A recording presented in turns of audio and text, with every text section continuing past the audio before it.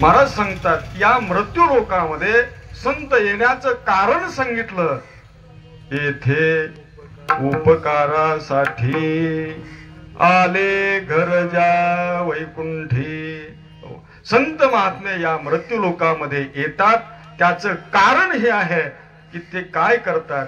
फक्त उपकार करतात. जगाच्या कल्याणा संतांच्या विभूती देह कष्टविती घरच्या साठी.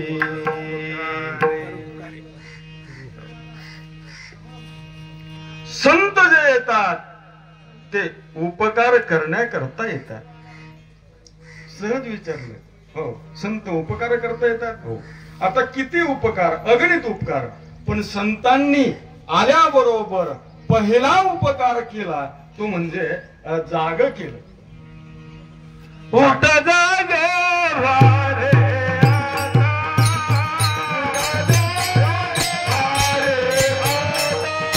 तर कोणाचा मेळ कोणाला लागत नाही. त्याला वाटतं मीठ टाकलं असेल का नाही, ती टाकते.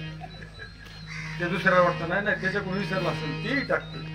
नाही, तसं कीर्तन चांगलंच करायचं.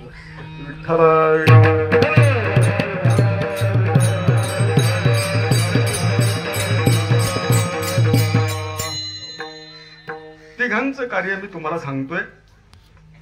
याच्यामध्ये मी तुम्हाला देवाचं कार्य सांगितलं का आले, संतांचं कार्य सांगितलं का आले.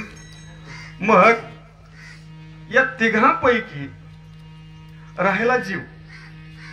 आता जीवाचं कार्य जे आहे ते जीवाचं कार्य कोणतं? देवाचं कार्य आहे जगवणं. संतांचं कार्य आहे जागवणं. आणि तुमचं आमचं कार्य आहे जगणं. कशा करता आलात? फक्त आणि याच्यामध्ये सुद्धा 3 प्रकारचे वर्ग आहेत. 3 प्रकारचे. आता तुम्ही म्हणाल या खाणाऱ्यापैकी कुठं 3 प्रकारचे वर्ग असतात का?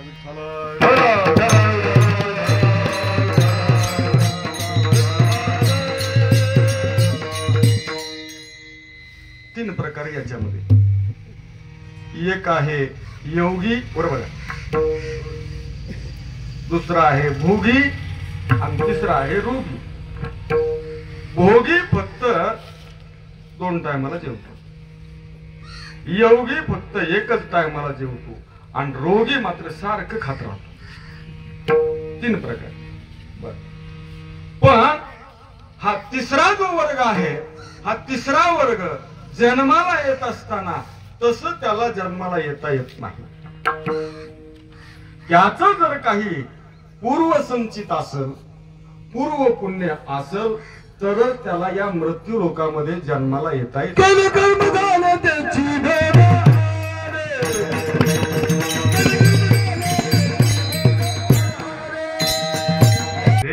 यायचे, पण येत असताना मानवाचा जन्म मिळेल हे सांगता येत नाही. मृत्यू लोकांमध्ये येतात. महाराज सांगतात, नाही तरी काय थोडी स्वान सुखरे बापुडी. मृत्यू लोकांमध्ये येतात ना, येत नाहीत असं नाही. मग ज्याच्या ठिकाणी अंतःकरणामध्ये वासना शिल्लक राहिली त्याला जन्माला यावं लागतं. जन्म घेऊन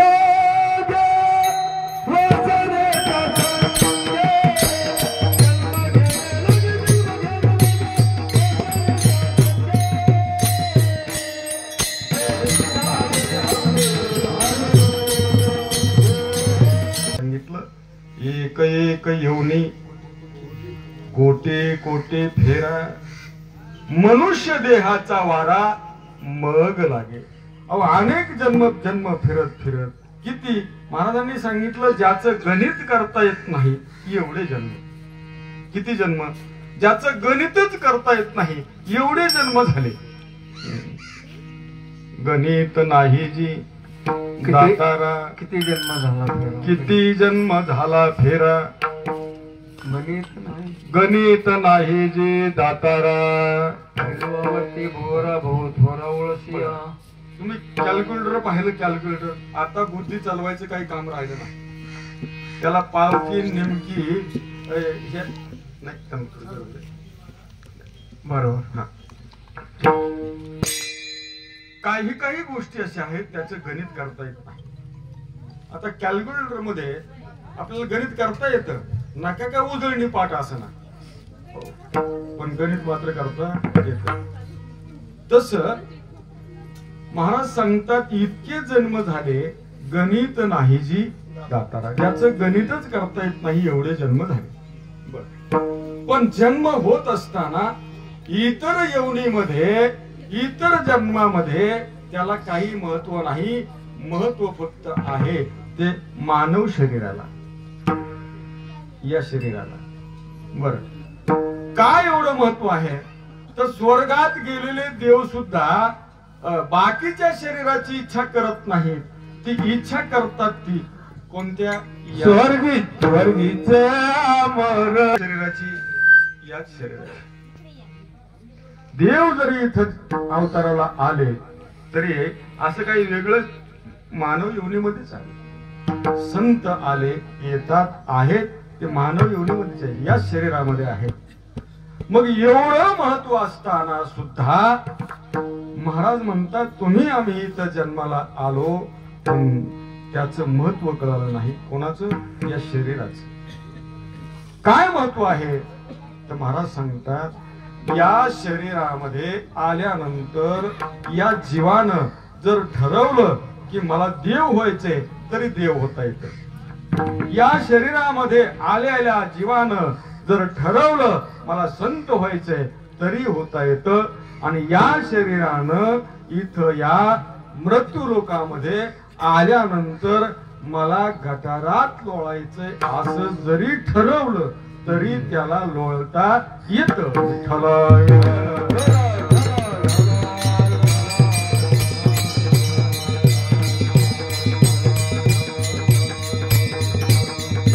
म्हणून या मानव शरीराची किंमत कळत नाही, म्हणून त्याच्या करता आहेत ते संत आणि ते या मानव शरीराची किंमत सांगतात.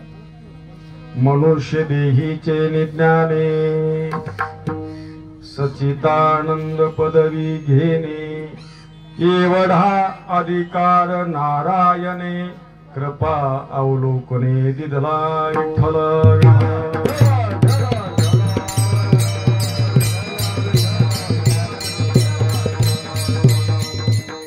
पण मग एवढा महत्वाचा हा देह, हे मनुष्य शरीर किती महत्वाचं आहे.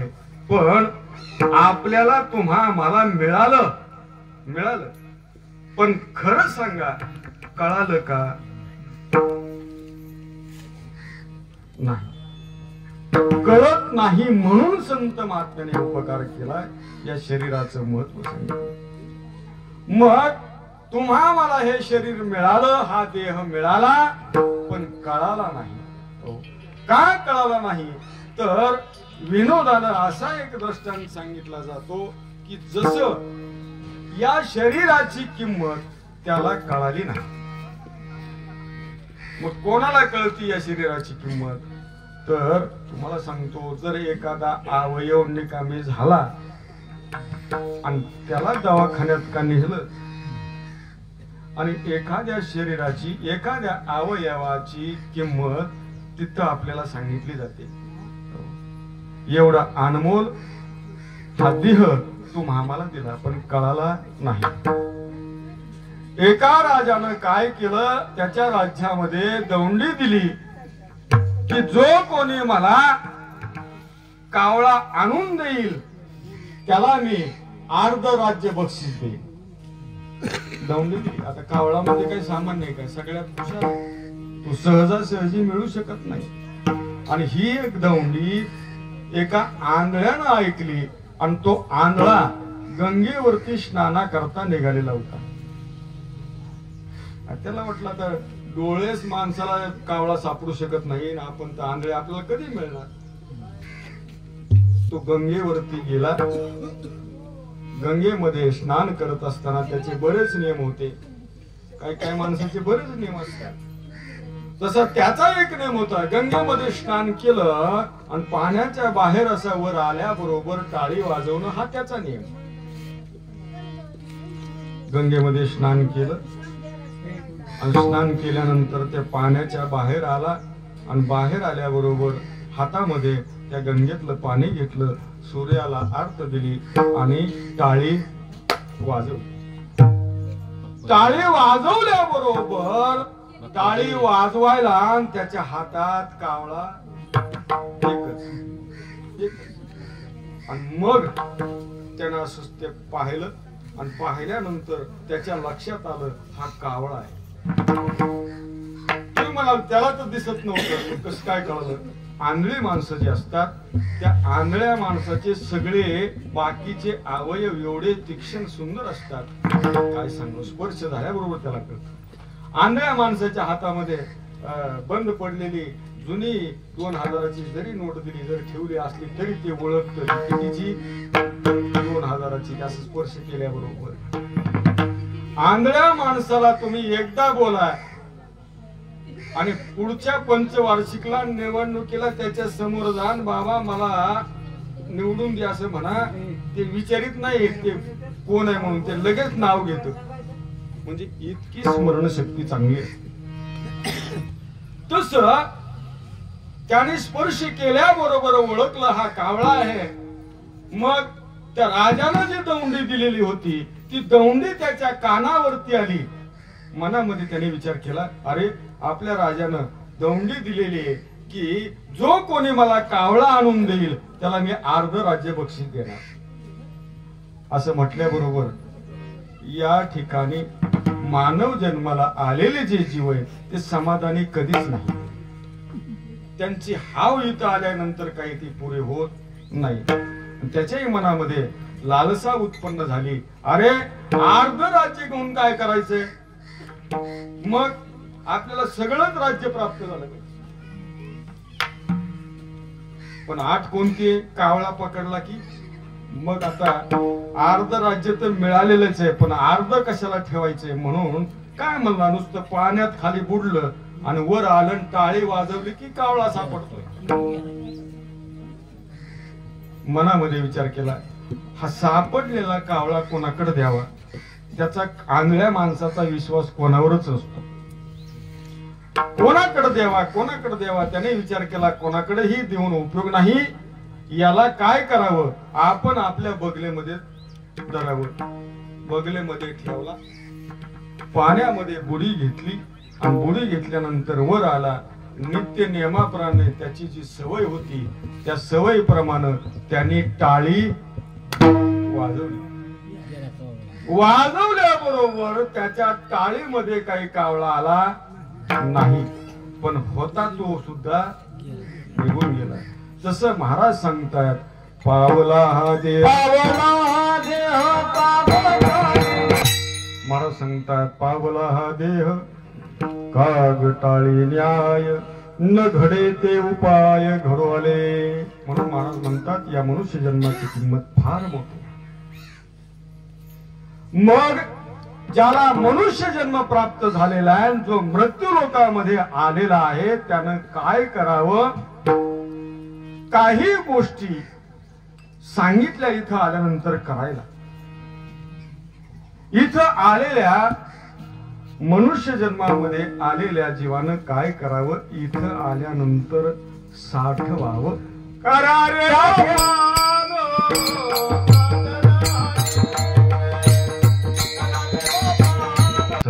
करणीचे करू नका. इथं आलात ना, इथं काही गोष्टी शास्त्राच्या नियमाप्रमाणे संतांनी सांगितल्या त्या नियमाप्रमाणे कराव्या लागतात. इथं आलात तर महाराज सांगतात, इथं काही गोष्टी साठवाव्या लागतात, साठवाव्या लागतात. मग ज्या सांगितल्या आपणही साठवतो, साठवत नाही असं नाही, पण आपल्याला जे साठवायचंय ते मात्र आपण साठवत नाही. आपण काय साठवतो,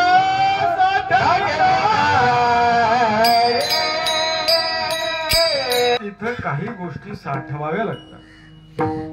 ज्या साठवायला सांगितल्या त्या बाजूला राहिल्या. आपण काय साठवतो? धन साठवतो. काय साठवतो? धन साठवतो. आणि जे धन साठवलंय त्या धनाकरता मात्र ज्यांनी साठवलंय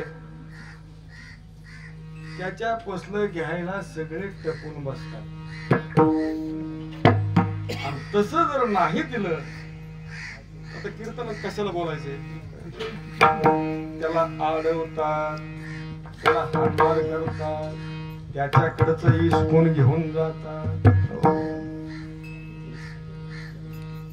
तुका म्हणे जन आणि धनासाठी कोणतं? तुका म्हणे जन आणि धनासाठी घेते. त्यांच्याकडे नसल्यामुळे त्याला घेऊ. म्हणून या गोष्टी साठवण्याची गरज नाही. काय साठवलं पाहिजे? सहज जगद्गुरु तुकोबांनी सांगितलं, तुम्ही इथं मृत्यू लोकामध्ये आलात तर तुम्हाला या गोष्टी म्हणजे काय साठवावं लागेल? देव साठवावं लागेल. आणि देव जर साठवायचा आहे तर देव ठेवण्याकरता ठिकाण चांगलं पाहिजे. असं तसं तो देव कुठेही राहत नाही. मग कुठं साठवावा? महाराजांनी सांगितलं साठविला हरी, पण कुठं? हृदय मंदिरे. महाराज सांगतात तो संपुष्टामध्ये साठवला जातो. संपुष्ट हे हृदय पेटी करोनी पोटी साठवतो. आणि ज्यांनी ज्यांनी भगवान परमात्मा साठवला तो कुठे साठवला? संपुष्टामध्येच साठवला.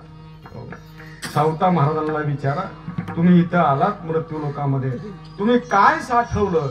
तर महाराज सांगतात, आम्ही तो भगवान परमात्मा साठवला.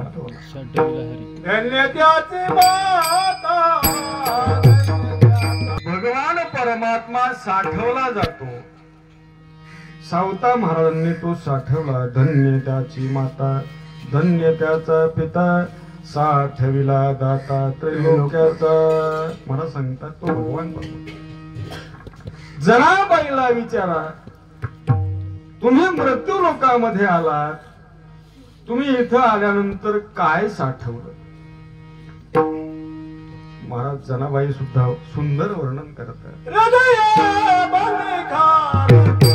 देव साठवता येतो हे याच्यावरून सिद्ध होतं. मी याच्याकरता बोललो. काही माणसाला असं वाटेल किंवा देव कुठं साठवण्याची, देव कसा साठवता येईल? पण ज्यांनी ज्यांनी साठवला,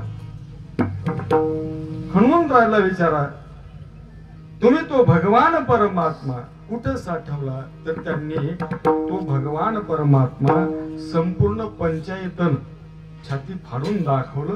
याचा अर्थ फक्त एकच आहे की तो भगवान परमात्मा संपुष्टामध्ये हृदयामध्ये राहतो.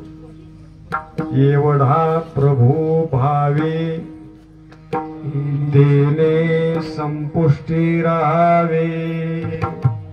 एवढा केवढा अनंत ब्रह्मांडे उदरी हरी हा बालक नंदा घरी. एवढा मोठा भगवान परमात्मा एवढ्या अंतकरणामध्ये राहतो.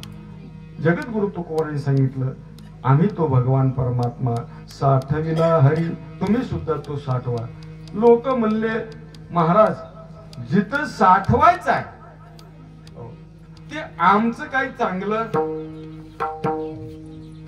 संपुष्ट का चांगलं नाही? तर महाराज लोक म्हणले, तिथं आमच्या देव कुठे राहत नाही. कुठे राहतो? की हे महाराज म्हणले, आमच्या अंतकरणामध्ये जर आम्ही पाहिलं तर आमच्या अंतकरणामध्ये काम आहे. काय आहे?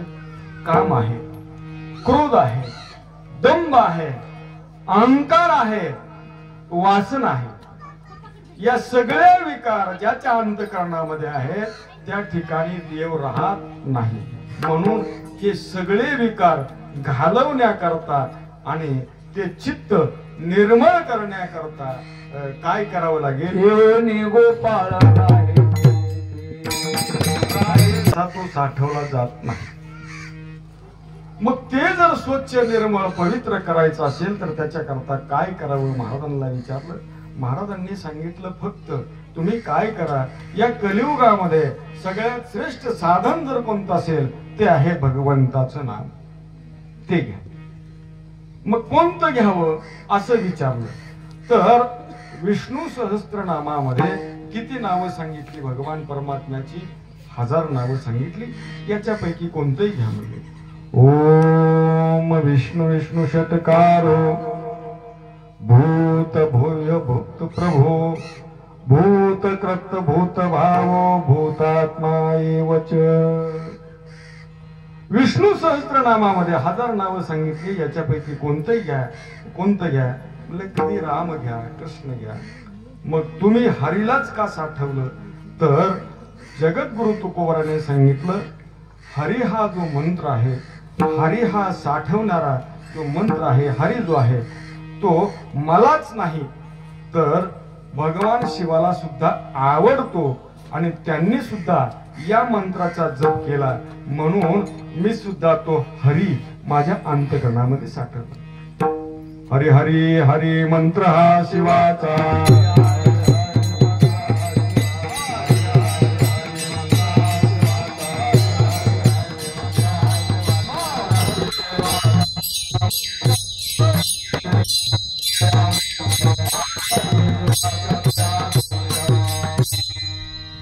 हा जो मंत्र आहे हरी तो भगवान शिव सुद्धा घेतात म्हणून तो हरी मी साठवला. म्हणून ज्यानं भगवान परमात्मा इथं आल्यानंतर साठवला. मग कसा साठवला की त्याचं नामचिंतन घेतलं. दिन रजनी हा चिधन्य गोविंदाचे पवाडे दिवस न कळे रात्र न कळे अंगी खेळे दैवत हे गोविंद गोविंद म्हणा लागलिया छंद मग गोविंद ते काया भेद नाही देवातया. असं इथं आल्यानंतर ज्यानं भगवान परमात्म्याचं नामचिंतन केलं. किती नामचिंतन केलं? शिंक जांभुळी खोकला की तुका वेळ वाया गेला. असं ज्याने नामचिंतन केलं त्यांच्या अंतकरणामध्ये तो भगवान परमात्मा येतो, त्याला साठवता येतं. हे जगद्गुरु तुकोबरा सांगता. साठविलं हरी जेही हृदय मंदिरे. ज्यानं भगवान परमात्मा आपल्या अंतकरणामध्ये साठवला त्याचं वर्णन महाराज करतात की इथं मृत्यू लोकामध्ये प्रत्येकाच्या पाठीमाग जन्मायचं मरायचं, जन्मायचं मरायचं हे रहाट लागलेलं आहे. आणि ज्यानं भगवान परमात्मा साठवला त्याला पुन्हा जन्म नाही आणि पुन्हा